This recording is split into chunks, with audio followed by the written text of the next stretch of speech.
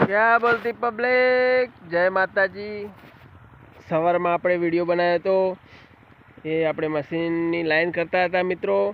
અત્યારે આપણું મશીન ચાલુ થઈ ગયું છે।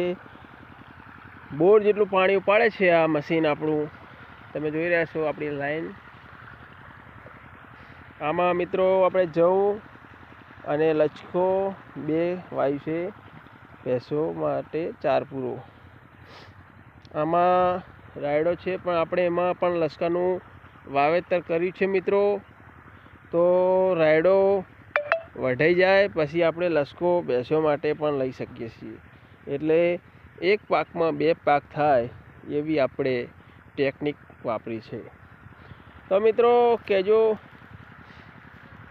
આપણું પાણી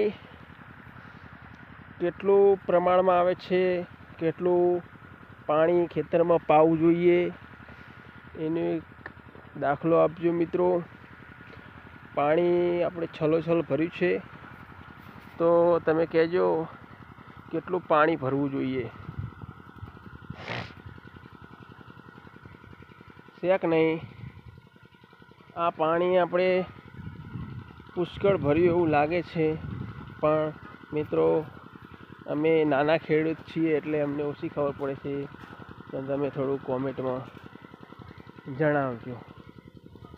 હવે પાણી પહોંચવા આવ્યું છે તો અમે વાળી લેશું મિત્રો, અને કેવું છે અમારું મંતવ્ય તમે જણાવજો, અને કોમેન્ટ તો કરજો, શેર કરજો મિત્રો, તમારો ભાઈ સમજીને। જય માતાજી।